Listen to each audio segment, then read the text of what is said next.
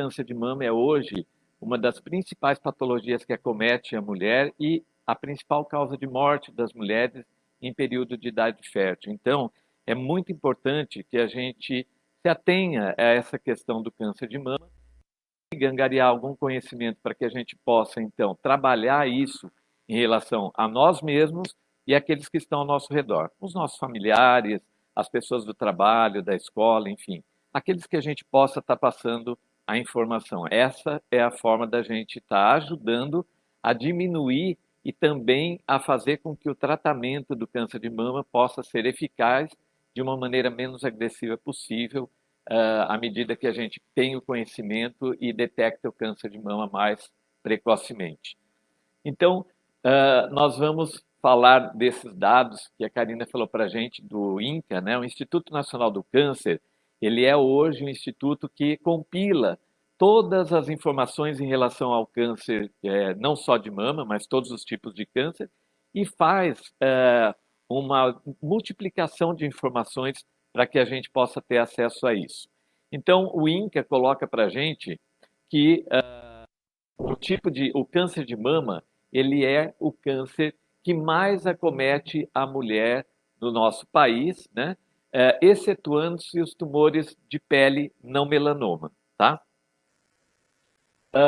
No Brasil, a estimativa para esse ano de 2021 é que a gente tenha 66.280 novos casos de câncer de mama. Então, assim, é uma proporção muito grande de casos novos de câncer de mama e é importante a gente ter esse conhecimento para que a gente possa fazer com que isso, se não diminua, a gente consiga tratar de uma forma mais adequada e com menos repercussões para a parte física da mulher também, emocional, enfim, né? Então, 66 mil, quando eu comecei a trabalhar, né, terminando a faculdade, a gente já achava um absurdo.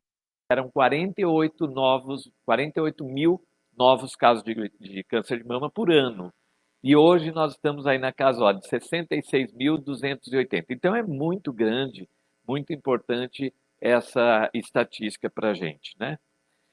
Aqui eu coloquei uma prancha só para a gente tentar definir mais ou menos o órgão, a mama em si, né? Então, olha, nós temos aqui a parede do tórax, onde fica a musculatura, e logo em cima do músculo peitoral maior, nós temos a mama. Então, a mama, ela deita sobre o músculo peitoral maior, tá? Dentro da mama, a gente tem essas estruturas amareladas aqui, que é o tecido gorduroso, né? E essa estrutura cor-de-rosa, que são as glândulas mamárias propriamente dita. Elas têm os ductos mamários que confluem e saem pelo mamilo. Então é importante a gente ter uma noção da estrutura da mama para que a gente possa saber aonde aparece esse câncer de mama. E nessa outra figura, a gente tem a figura da rede linfática, né? Então, olha, se a gente perceber aqui, todas essas bolinhas escuras são os linfonodos, fazem parte da rede linfática por onde o câncer de mama se dissemina e alcança, então, outros órgãos, né? Então, só para a gente ter uma noção da anatomia da mama e a questão da disseminação do câncer de mama. O câncer de mama, ele também está envolvido na questão genética. E hoje a gente sabe que existe uma recorrência familiar grande em relação ao câncer de mama quando nós temos alteração no nosso material genético, principalmente lá no cromossomo 17, né? Então, nós podemos ter uma mutação dos genes do BRCA1 e BRCA2, e isso aumenta muito o risco para quem tem esse tipo de mutação. Isso daqui é aquele exame que há tempos atrás a Angelina Jolie fez e saiu muito aí na mídia, né? Todo mundo falava sobre a questão da Angelina Jolie, que tirou as duas mamas preventivamente, né? Isso foi baseado nessa questão genética. Então, aquela mulher que tem uma alteração genética no gene lá BRCA1 e BRCA2, essa mutação, ela tem até 85% de risco de desenvolver o câncer de mama. Então, nesses casos, talvez seja interessante a gente atuar antes que apareça o câncer de mama, como fez a Angelina Jolie, né? Isso só para a gente lembrar um pouquinho dessa questão da trajetória aí do câncer de mama e o que ele vem trazendo em relação à história e às personalidades também que a gente tem, né? Coloquei aqui para a gente a questão do diagnóstico do câncer de mama. O que é importante a gente saber e como é que se baseia a questão do diagnóstico? Nós temos, então, o autoexame das mamas, o rastreamento pela mamografia, o ultrassom complementar e as biópsias propriamente ditas, né? Que é a punção de agulha fina, punção de agulha grossa, a mamotomia e a biópsia cirúrgica. Esses itens, eles fazem parte da questão do diagnóstico do câncer de mama. Então é importante que a gente tenha à disposição todos esses itens para que a gente possa fazer um diagnóstico precoce e tratar realmente a doença precocemente. Nessa prancha eu coloquei a figura da mulher se palpando, né? Então aqui para a gente falar um pouquinho sobre o autoexame das mamas e as controvérsias. O autoexame da mama, ele sempre foi muito preconizado por toda a sociedade científica, né? Porém, agora, há um tempo atrás, a Organização Mundial de Saúde coloca que o autoexame de mamas não é tão importante e não é tão estimulado como era antigamente. Por que disso, né? Na verdade, porque o autoexame de mama ele ajuda e facilita quando você tem tumores que aparecem mais próximos da pele, mais superficialmente, porque você consegue sentir, palpar e detectar esse tumor mais facilmente. Porém, se você tiver um tumor mais profundo, pode ser que você não sinta na palpação. E às vezes essa questão de não sentir faz com que a mulher então não procure o médico para fazer os seus exames anuais e deixe de fazer o diagnóstico. Por isso, a questão do autoexame de mama não ser tão encorajado hoje. Embora no nosso país, como a gente ainda tem muitas dificuldades em relação aos exames de diagnóstico, às consultas, enfim, né? A Sociedade Brasileira de Mastologia, ainda continua estimulando que se faça sim o autoexame de mamas, né? E como é que a gente faz esse autoexame de mama? Então, normalmente a gente coloca a mão atrás da cabeça, né? E com a outra mão você vai palpar as mamas. A parte mais sensível da mão para palpar as mamas é a parte média dos dedos e não a ponta dos dedos. A parte média ela tem uma sensibilidade maior para sentir os nódulos. Então a gente sempre escolhe um sentido para palpar a mama para ter certeza que você palpou a mama inteira. Porque se eu palpar aleatoriamente, eu posso deixar algum quadrante da mama sem ser visto, né? Então eu coloco a mão para trás e eu vou palpar a mama, então, no sentido horário ou anti-horário, aquele que eu escolher, mas, por exemplo, do mamilo para fora, fazendo esse movimento circular, deslizando os dedos ali sobre a mama, né? Deslizo sobre toda a mama. Terminando, eu vou apertar o mamilo. Por que eu aperto o mamilo? Porque existem algumas secreções de mama que podem ser também prenúncio de tumores. Então, principalmente as secreções que têm sangue, secreções hemorrágicas, né? É normal e comum a mulher ter secreção nas mamas. Às vezes, a secreção esbranquiçada, que nem leite, amarelada, esverdeada. Mas quando ela tem sangue, a maioria dos casos é um tumorzinho de mama benigno, porém o tumor maligno também pode dar secreção de sangue. Então, a orientação é aí procurar sim uma unidade de saúde, procurar o seu médico e fazer os exames. Terminamos a palpação da mama e o mamilo apertando. Palpa também a axila. Por quê? Como a gente viu no primeiro slide, nós temos os nossos gânglios, são as ínguas, né? E elas recebem a drenagem linfática da mama. Então, às vezes, pode acontecer de eu ter um nódulo grande na axila e não perceber nada na mama. Então, são os 3 lugares que eu tenho que perceber: mama, mamilo e axila, tá? Então, o autoexame de mamas ainda é uma coisa no nosso país muito importante para o diagnóstico. O rastreamento da mamografia. A mamografia também hoje ela é muito comentada, né? E a gente tem algumas questões em relação à mamografia. A mamografia ainda hoje ela é considerada o exame padrão ouro para a detecção do câncer de mama. Porém, em alguns casos, às vezes ela pode não detectar. Quando pode não detectar? Quando a mulher é muito jovem, porque a mama é muito densa, tem muita glândula mamária e pouca gordura. E isso, na mamografia, acaba esconder os nódulos de mama, né? Então, hoje, a Organização Mundial de Saúde, ela coloca para a gente que a mamografia ela deve ser feita dos 50 aos 69 anos, que é o que a rede pública utiliza para fazer o rastreamento do câncer de mama. E é importante a gente entender o que é essa palavra rastreamento. Rastreamento é aquele exame que eu vou fazer na população geral, nessa faixa etária, né? Mas na população geral, que não tem sintoma. E aí eu posso detectar um tumor, por exemplo. Agora, quando eu faço uma mamografia diagnóstica, é aquela que sente um nódulo e procura o serviço porque ela sentiu um nódulo. Então, essa é uma mamografia diagnóstica. Na mamografia de rastreamento, então, 50 a 69 anos.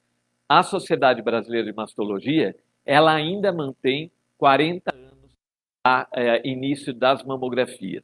Por que existe essa disparidade aí? Justamente por conta daquilo que eu falei. Nas pacientes abaixo de 50 anos, a quantidade de glândula que ela tem é bem maior que o tecido gorduroso. E os nódulos de mama também são densos na mamografia, então a mamografia perde um pouco a acurácia dela nessa faixa etária abaixo de 50 anos. Porém, existe um tipo de câncer de mama, que é um câncer que surge por calcificações de mama, e essas calcificações só aparecem em mamografia. Então, aqueles casos que o câncer surja por calcificações e nós não temos a mamografia abaixo daquela faixa etária, se tiver por calcificações, nós estaremos perdendo o diagnóstico nessas pacientes.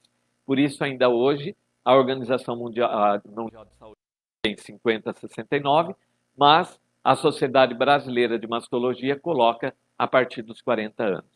A nossa rede pública, ela orienta que essa mamografia seja feita a partir dos 50 anos, porém, aquelas pacientes que tenham queixas ou que tenham um exame clínico positivo para um nódulo, uma descarga papilar ou alguma coisa, a rede pública autoriza a realização da mamografia também nas mulheres abaixo de 50 anos.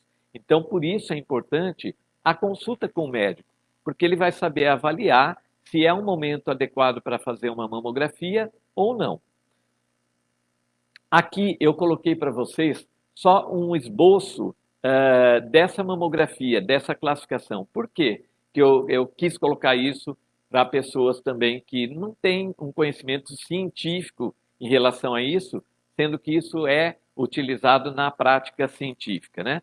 Porque hoje tem o Google, nós temos a internet. Então, a paciente recebe um diagnóstico lá de um BIRADS 3, ela vai lá no Google, coloca BIRADS 3 para saber o que é. Um BIRADS 4 e vai lá e coloca. E fica apavorada com o diagnóstico, né? Então, nós colocamos lá, olha, quando vem lá um BIRADS 0, ela só quer dizer, eu não consigo ver direito, complementa com ultrassom. É isso. O BIRADS 1 é quando a mamografia é normal, não tem absolutamente nada. O BIRADS 2 são achados benignos, uma calcificação benigna, né? Algum nódulo estritamente benigno, então eu dou BIRADS 2. O 3 é quando eu tenho um nódulo, ele tem todas as características benignas, mas eu não consigo jurar de pé junto que aquele nódulo é benigno. Por quê? Porque eu não tenho uma biópsia ainda. Então eu só tenho a imagem. Então eu chamo ele de provavelmente benigno. Repito, em 6 meses. Aqui para baixo é que a coisa pega, né? O BIRADS 4 são achados suspeitos da mamografia. Então, há algumas calcificações suspeitas ou nódulos que têm um contorno lobulados, nódulos irregulares, eles classificam como BIRADS 4. Mas qual que é o objetivo desse BIRADS 4? Alertar para que se faça uma biópsia.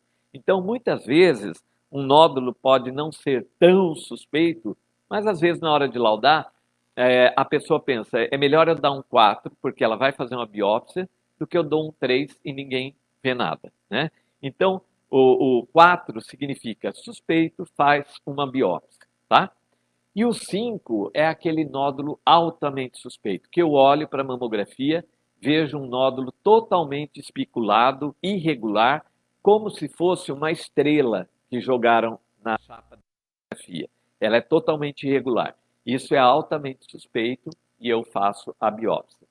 E o 6 é quando veio uma paciente para mim, ela tem um nódulo palpável e eu já estava ali, fiz uma biópsia, né, antes de fazer a mamografia, deu que é câncer e aí ela vai fazer a mamografia. Então, quando ela vai fazer a mamografia, o radiologista já sabe que é câncer, porque já deu o diagnóstico na biópsia. E a outra coisa importante da gente lembrar para a população geral, que essa classificação não significa que era assim, o meu era 1, virou 2, virou 3, ele está evoluindo, né? Não existe isso. O que é 1 é 1, o que é 2 mantém 2, o 4 mantém 4. Então, por quê? Muitas pessoas ficam com medo assim, o meu é BIRADS 3, está perto de virar 4, então não vira, ele é. Então, o 3 continua 3, né? Achados provavelmente benignos. O 4 é suspeito. Então, o nódulo suspeito, ele nasceu suspeito ali, né? Ele não está evoluindo a mamografia. Diferente, às vezes, de uma mamografia com calcificações, por exemplo, que estão agrupadas ali, e eu estou acompanhando de 6 meses para ver se ela aumenta, e de repente, no exame, ela aumentou. Aumentou em número, ou a ordem dela modificou, né? O jeitão dessa calcificação modificou, aí sim eu passo de um 3 para 4 e indico fazer uma biópsia, tá? Então esse quadro, ele tinha na verdade o objetivo só de alertar a gente para que a gente não fique tão assustado quando a gente pega um resultado de uma mamografia e vem lá escrito 3, 4, né? Na verdade, às vezes é a forma que o radiologista tem de se expressar para que a gente procure, é um sinal de alerta para a gente, né? E o ultrassom de mamas? O ultrassom de mamas, ele serve para principalmente definir se o nódulo que eu vi na mamografia, ele é sólido ou ele é um cisto. Qual a importância disso? Porque todos os cistos simples de mama são benignos. E os nódulos sólidos, a maioria são benignos, mas os malignos também são sólidos. E aí, através desse ultrassom, ele me ajuda a definir se eu preciso fazer também uma biópsia ou não, né? Então, nas mamas muito densas, aquelas mamas jovens, por exemplo, é muito importante que eu faça ultrassom, porque através do ultrassom eu vou detectar tumores ou nódulos pequenos. Porém, o ultrassom tem um problema, ele é operador dependente. Então, a mamografia, ela é um filme, uma chapa. Então, na verdade, todo mundo tem que ver a mesma imagem, né? Porque é uma foto. Agora, o ultrassom não.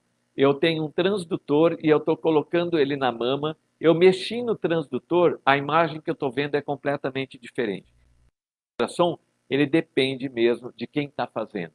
Por isso, a mama é um órgão pequeno dentro do universo feminino, mas extremamente difícil de fazer um exame adequado, e por isso é importante também que os profissionais de saúde se especializem nessa área, para que deem um resultado cada vez melhor.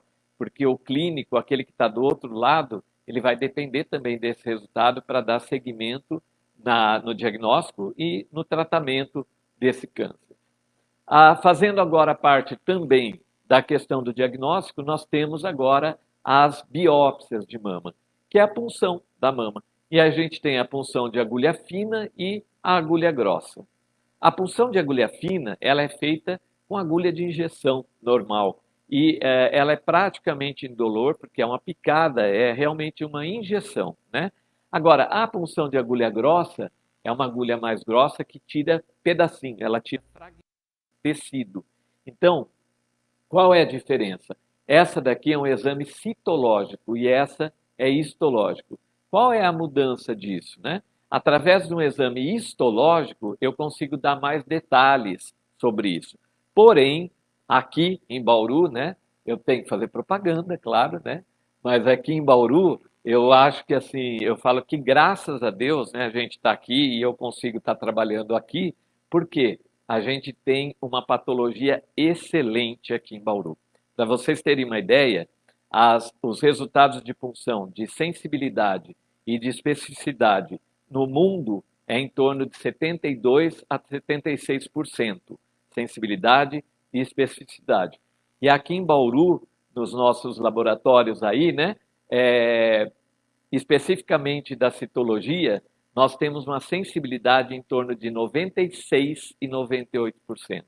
Então, os casos de mama que a gente consegue operar aqui em Bauru só com resultado de biópsia e já fazer a cirurgia, em outras cidades não se faz. Faz uma segunda biópsia desse tipo para você ter mais material e saber um pouco mais sobre o tumor. Então, aqui não, a gente consegue fazer isso, né? E eu acho muito bom. E para mim me deu uma segurança muito grande, porque todo o meu trabalho de mestrado e doutorado foi nessa área, e aí com isso a gente passou a ter uma segurança maior para poder passar isso para o paciente também, né? Porque de repente, se o médico não está seguro do diagnóstico, como é que ele vai tranquilizar o paciente, né? Você tem que ter certeza daquilo que você está falando, né? A outra biópsia é a mamotomia. A mamotomia é um sistema a vácuo, então ela suga a área que você quer biopsiar e ela tem um furinho aqui na agulha por onde é recolhido esse material. E através da mamotomia, nós podemos acoplar ela ao ultrassom ou à mamografia. Então a gente consegue fazer biópsia de nódulo, de áreas da mama ou de calcificações. E também, por esse furinho que tem na agulha, nós conseguimos colocar um clipezinho metálico dentro da mama, que vai marcar o lugar aonde tinha o tumor, para que depois, posteriormente, eu possa tratar e operar essa paciente, né? E a outra... É.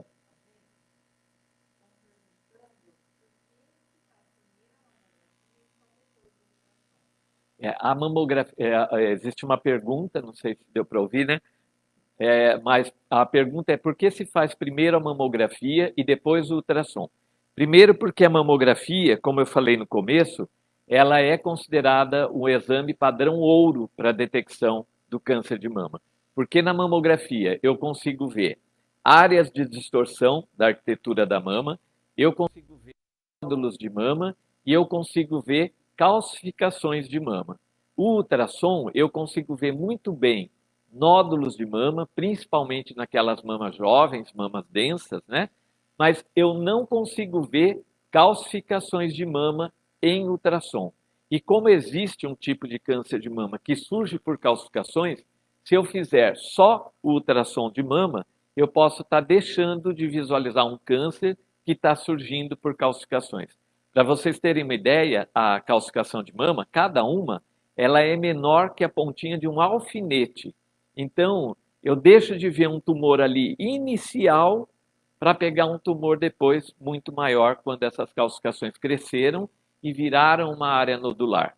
Então, por isso tem a necessidade de fazer primeiro a mamografia, ela vai te orientar melhor e até para aquele, o médico que vai fazer ultrassom, se ele vê a mamografia, o direcionamento do exame dele é diferente também, o posicionamento dele é diferente. Então, ele consegue juntar as duas coisas depois no resultado do ultrassom dele, tá?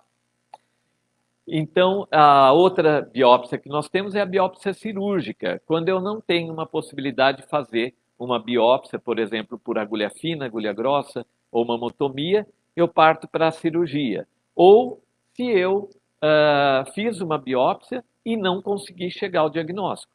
Por exemplo, às vezes fiz uma punção, agulha fina ou agulha grossa. Me deu dúvida, ele não conseguiu fechar o diagnóstico em câncer de mama, mas para mim muito suspeito, o que eu faço? Vou lá e tiro o nódulo ou eu tiro um pedaço da área, um pedaço do nódulo, um fragmento do tumor para diagnóstico, para eu poder tratar. Às vezes, tumores muito grandes, por exemplo, eu preciso de dados maiores, faço uma biópsia cirúrgica, fragmento, estudo melhor aquele tumor. Eu falo que é assim, é como se a gente soubesse agora dele o nome, sobrenome e endereço, né? Para que isso é importante? Para eu definir o tipo de tratamento que eu vou fazer. Antigamente, se fazia muito a biópsia cirúrgica. Hoje, ela ficou em segundo plano e só se faz quando a gente não consegue o diagnóstico de outra forma. Porque se eu conseguir primeiro o diagnóstico antes de fazer uma cirurgia, quando eu vou para a cirurgia, eu já vou sabendo o que eu devo fazer. Eu tenho que tirar a mama, tirar o quadrante, tem que dar margem, não tem que dar margem. E essa biópsia, na verdade, você vai, tira só a área. Se vier no resultado câncer, eu tenho que voltar a reoperar para ampliar a área. Eu preciso agora tratar o câncer de mama. Por isso, ela ficou para um segundo plano, para que a gente pudesse primeiro tentar o diagnóstico por métodos mais simples. O tratamento, então, do câncer de mama, como é que ele se faz? O tratamento do câncer de mama, ele é dividido em tratamento, então, local e tratamento à distância. No tratamento local, a gente tem a cirurgia e a radioterapia. E o tratamento à distância é pensar no todo, no corpo, né? Então, o tratamento à distância é com a quimioterapia, tá? E a quimioterapia, nós temos dois momentos também. Aquela quimioterapia que eu faço antes de operar a paciente, que chama neoadjuvante, e a quimioterapia que eu faço após o tratamento cirúrgico. Qual é a diferença? Às vezes eu tenho um tumor muito grande, preciso diminuir o tumor para me dar condições cirúrgicas, eu faço a quimio antes. Diminuo o tumor e opero na tentativa de conservar a mama ou fazer uma cirurgia menos agressiva, né? Ou também, se eu tenho eventualmente as metástases. O que são as metástases? São as raizinhas de tumor em outros lugares, né? Axila, pulmão, fígado, ossos. Se eu tenho essas metástases à distância, então o meu objetivo é primeiro socorrer o todo, enquanto isso eu também estou tratando a mama e depois eu faço o tratamento local, tá bom? Aí o tratamento cirúrgico da mama, né, a cirurgia, existe o tratamento conservador de mama e o radical. Conservador, eu tiro só o quadrante, uma parte da mama, com uma margem de segurança. E o tratamento radical, que é a retirada da mama toda. A gente vê e ouve as pessoas falarem, né? Assim, fulana teve o câncer de mama e teve que tirar a mama muito, teve que tirar tudo, né? Era muito grave, teve que tirar tudo. E aí a gente quer alertar que assim, a retirada da mama não significa que é muito grave. Significa que às vezes o tamanho do tumor é grande para o tamanho da mama, ou então eu tenho às vezes um tumor grande, mas uma mama bem volumosa, eu também posso fazer uma cirurgia conservadora, né? Então, na verdade, o tipo de cirurgia ele está adequado mais ao tamanho da mama e ao tamanho do tumor. E também alguns casos de agressividade. O câncer de mama também pode acontecer em homem, né?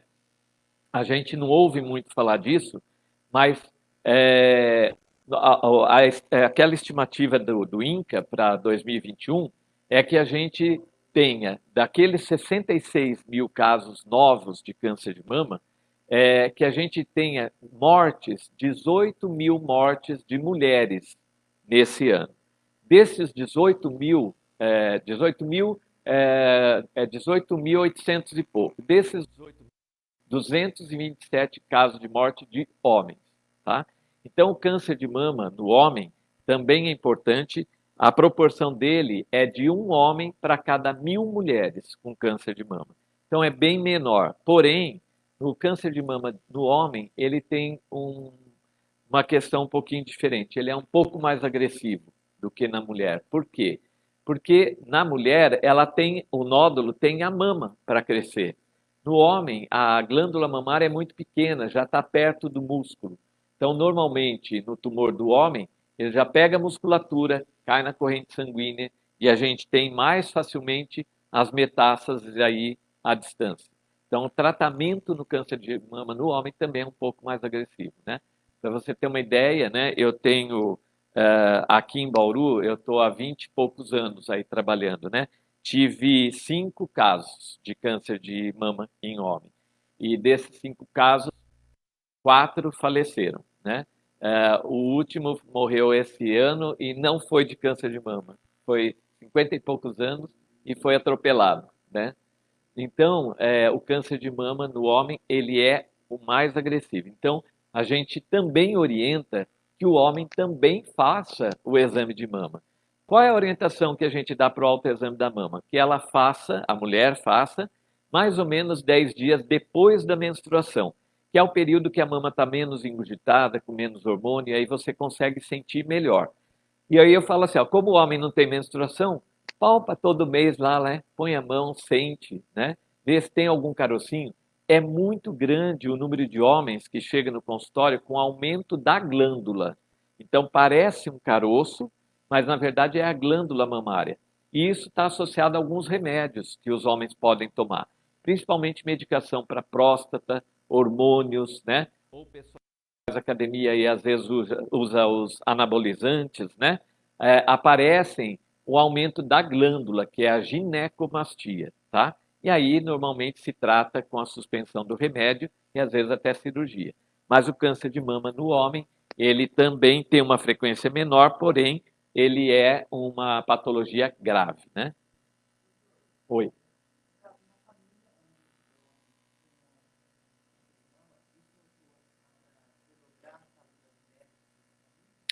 Sim, o pessoal perguntou, quando você tem um antecedente familiar de um homem com câncer de mama, se isso aumenta o risco também para a família, né? Para familiar.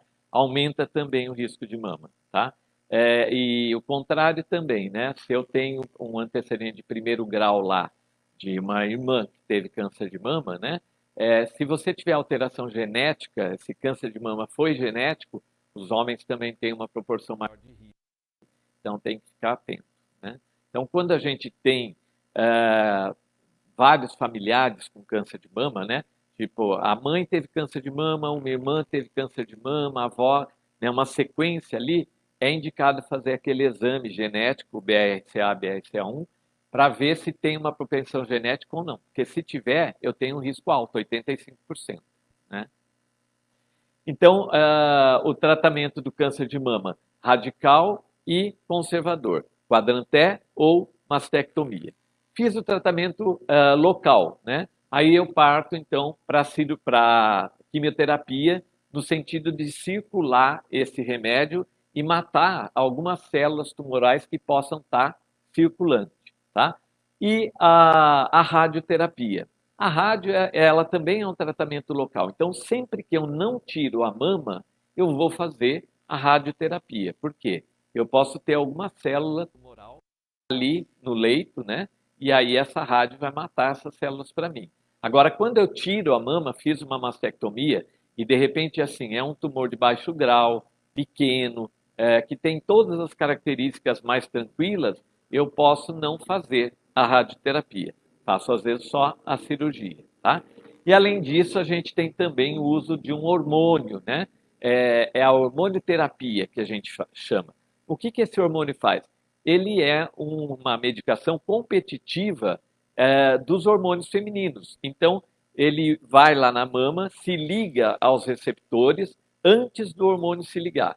E com isso, aquele receptor fica bloqueado e você tem menor ação, então, dos hormônios femininos na mama. Diminui o risco dela ter recidivas aí do câncer de mama, tá?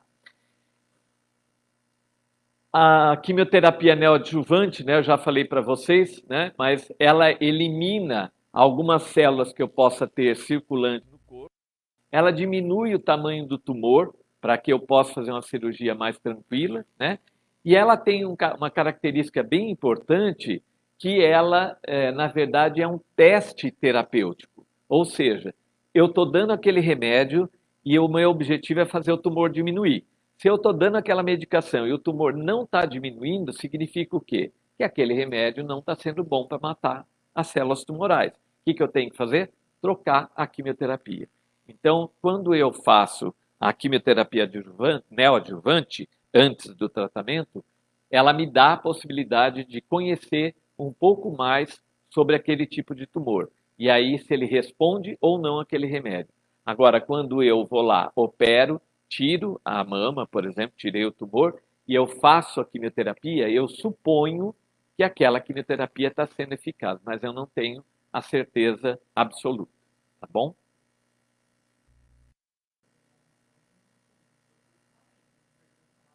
Tá. Aqui é só uma imagem para a gente observar, então, a cirurgia do quadrante da mama, né? Onde a gente tira uma parte da pele, ó, onde está o tumor, tá? E nós descemos até lá no músculo, tá? Então a mama ela vai ficar um pouquinho tortinha, às vezes o bico virado um pouquinho do lado, tal, porque a quantidade de tecido que nós temos que tirar é muito grande. E aqui a gente tem uma figura de uma paciente com mastectomia, com a retirada da mama, né? Para que a gente retire alguma coisa do nosso corpo, seja a mama, né, o braço ou qualquer outra coisa, a gente precisa estar bem preparado para isso, né? E é importante, então, que a gente faça todo um processo ali com a mulher de acolhimento, enfim, tenha uma equipe multidisciplinar para que ela possa encarar aquilo de uma forma diferente, né? Pensando nisso, há muitos anos atrás, a gente acabou fundando aqui em Bauru o grupo Amigas do Peito, né, que dá todo esse apoio para as mulheres, né, faz um trabalho todo aí com a mulher e com as famílias também, para dar esse apoio, esse enfrentamento ser um pouco mais fácil para ela, né? E a gente sabe que as questões emocionais aí estão extremamente ligadas a esse processo, né? Então, não é que, na verdade, um trauma vai causar um câncer de mama, porém, ele vai quebrar totalmente o sistema imunológico. E aí eu sou mais vulnerável, não só ao câncer de mama, mas todas as outras doenças, né? Então, para que eu tenha uma vida saudável, eu preciso estar bem equilibrado, né?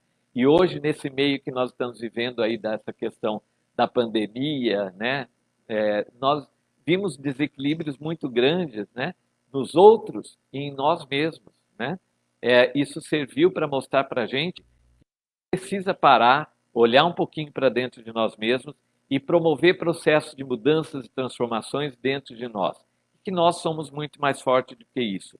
Depende, na verdade, do nosso posicionamento, da forma como a gente encara a coisa e não deixar que as coisas cheguem através ou em nós, né? E simplesmente aceitar essas coisas.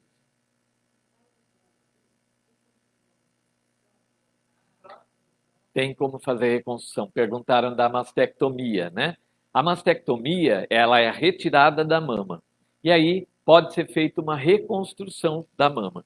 Claro que dependendo do tipo de tumor e da extensão, né? De repente você tem um tumor que é extremamente agressivo, não cabe a reconstrução num primeiro momento, talvez tardia. 2 anos depois, se ela estiver bem, tal, faz, né?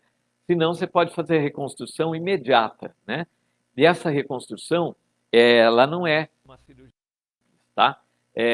Às vezes o pessoal pensa assim, ah, vou lá, tiro e ponho a prótese e está tudo bem. E não é assim, né? Às vezes nós temos que rodar retalhos de outros lugares para fazer reconstrução. Então, retalho daqui, ó, das costas, desse músculo grande dorsal, que vem para cá para frente, tá? Para doar tecido e você complementar com a prótese, ou da barriga também, né? Que você gira e traz para cá. Então, são grandes cirurgias aí essas reconstruções. Mas tem a possibilidade, precisa ter profissionais treinados para isso, principalmente os cirurgiões plásticos, porque é uma cirurgia diferente da estética, né? Os cirurgiões plásticos estão muito acostumados a fazer as cirurgias de estética, mas as cirurgias de reconstrução, elas requerem alguns outros conceitos aí, né? E até a questão do acompanhamento depois, porque é uma cirurgia trabalhosa, mesmo no pós-operatório, mas é possível fazer a reconstrução no próprio momento da cirurgia, né? Ou tardiamente ali, que é mais ou menos por volta de 1 ano, 2 anos depois, tá? Aqui na nossa cidade, a gente não tinha essa questão das reconstruções no Sistema Único de Saúde, porque não tinha profissionais da parte plástica que fizessem, né? As notícias que a gente tem é que agora nós temos, né, no Hospital Estadual, cirurgiões plásticos para fazer a reconstrução de mama. Então, é importante sim, e a reconstrução, ela ajuda muito no processo de recuperação da paciente, porque o mental dela, o emocional, está completamente diferente, né? Então, é importante ter essa visão de oferecer, sim, a reconstrução, né? E quando a gente fala desse aspecto emocional, né, desse aspecto psicológico em relação à doença, a gente não imagina tudo que mexe, né? Mas não mexe só com a pessoa, com a paciente, mexe com a inteira, com as pessoas que estão em volta, com os amigos, com tudo isso, né? E eu lembro que eu sempre conto isso. Uma vez eu era residente e a gente tinha assim 28 leitos cirúrgicos e 28 clínicos, né? E a gente passava a visita no pós-operatório de manhã, tirava os curativos, né? E eu falava assim, nossa, tá ótimo, né? E aí, um dia assistindo uma novela, né? A mulher tinha feito uma mastectomia já há bastante tempo e de repente ela nunca tinha se olhado no espelho. Ela se olha no espelho e ela cata uma coisa e quebra o espelho. Na hora que ela quebra, eu falei assim: estou fazendo tudo errado, porque eu tiro o curativo e falo tá ótimo, né? Ela nem olha, ela olha para o teto, porque para ela tá péssimo. O meu ótimo era assim: a cicatriz está muito boa, está seca, está tudo bem, né? Com a cirurgia. Mas era uma forma agressiva de você olhar a paciente e falar. Então, a partir daquele dia, eu mudei, passava e falava assim: a cicatriz está super boa, está sequinha, tal, está tudo bem. Então, são pacientes que a gente precisa aprender a lidar com elas, né? Porque elas não precisam só do tratamento, mas elas precisam também do apoio e do acolhimento. E a família também, né? A família vem toda junta, né? Não dá para separar isso, né?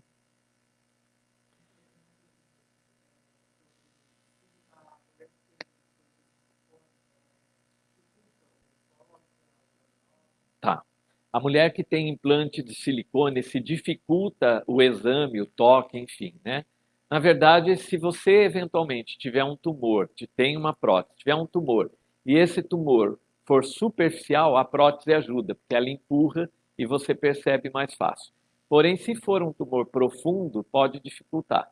Então, quem tem a prótese, por exemplo, não deixar de fazer os exames de mama. Tem que fazer a mamografia lá, o ultrassom de mamas, né? Todo ano tem que fazer. E se houver alguma dúvida grande em relação ao ultrassom de mamas, a gente consegue fazer a ressonância da mama, que vai dar uma visão muito melhor em relação à presença de tumores ou não. Então, mesmo na mulher que tem o silicone, é possível a gente fazer o diagnóstico do câncer ou de tumores, nódulos, enfim, e tratar também precocemente, tá? Aqui era só para vocês visualizarem, ó, essa foto é uma foto de uma mulher que fez uma reconstrução. Então ela teve uma área doadora aqui das costas, tá? Rodou para frente, ó, a gente percebe aqui a cicatriz, né? Mas ela tem a mama. E o objetivo ali é o que? Dar volume. Vai ficar perfeita aquela cirurgia? Não. Mas o objetivo é dar volume. Num segundo tempo, se faz a reconstrução da e mamilo. E hoje o pessoal está recorrendo muito à tatuagem, né? Tatuar também areola e mamilo, tá bom? Então, o acolhimento nessa questão do câncer de mama é extremamente importante. E ele tem que começar lá na recepção, né? É a paciente que chega no consultório, na recepção do UPA ou da unidade básica de saúde, né? Enfim, aquela pessoa que está chegando ali, ela está precisando primeiro de alguém que olhe para ela e fale: eu estou aqui para te ajudar, independente de qualquer outra coisa, né? Então, as pessoas que vão trabalhar com isso, e não só em relação à área do câncer, né? Mas em relação à área de saúde, quem foi buscar está fragilizado por alguma coisa. Então é importante que a gente esteja ali. O médico também é extremamente importante que o médico passe toda a firmeza dele no sentido técnico, né? No sentido científico, que ela saiba que ele sabe fazer aquilo que está sendo proposto, né? Ele tem conhecimento para aquilo, mas que ele passe também não só a parte técnica, que ele passe um pouco assim de humanidade, vamos dizer assim, né? Porque acima de tudo, é uma vida que está ali, né? E que está nas suas mãos. E que, de repente, dependendo da forma como você fala, tudo muda e se transforma na vida daquela pessoa. Então, eu falo que, assim, é diferente você falar para a mulher assim, olha, a senhora está com câncer de mama mesmo, né? Nós vamos tirar a mama. Ou você falar, a senhora está com um tumorzinho de mama, que não é benigno, esse tumor é maligno e nós vamos precisar fazer uma cirurgia. Então, existe toda uma diferença na abordagem da paciente. E nesse sentido, é extremamente importante a equipe multidisciplinar, né? Na faculdade a gente tem isso, infelizmente fora é mais difícil, né? Mas na faculdade a gente tinha um ambulatório que tinha o médico, a enfermeira, a psicóloga, assistente social, a fisioterapeuta, o radioterapeuta e o quimioterapeuta. Então ela ia para a consulta e ela passava em todo mundo, né? Terminava lá, o último era o médico, mas ela já tinha passado na enfermeira, na psicóloga, na assistente, né, a fisioterapeuta, enfim. Ela era acolhida, né? Tratada como um todo ali, né? Então, o câncer de mama, ele é uma questão de saúde e muito mais de dignidade, né?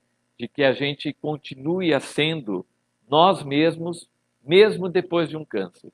Muitas mulheres falam que melhoraram muito depois do câncer, né? Tem uma outra vida. Por quê? Porque a vida passa a ser diferente. E aí eu falo para vocês, e agora, nesse momento que nós tivemos aí dessa pandemia, que a gente não sabia se estaríamos vivos no dia seguinte ou não, né? Nós mudamos padrões, muitas coisas da nossa vida que tinham importância muito grande deixaram de ter importância e outras coisas que às vezes a gente deixava em segundo plano, como a nossa família, por exemplo, né? Nós passamos a dar um valor muito maior, porque nós não sabíamos se amanhã nós estaríamos aqui, né?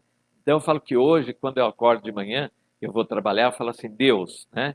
Que eu possa ter um dia maravilhoso e agradeço a oportunidade de estar mais um dia aqui, né? E que aquele dia eu possa dar o máximo de mim, né? Eu possa auxiliar as pessoas no máximo que elas tenham a necessidade, porque eu sei que não vou estar fazendo só por elas, vou estar fazendo muito mais por mim mesmo, né? Então, acolher as pessoas, dar informação para que elas possam ter uma vida feliz e saudável, né?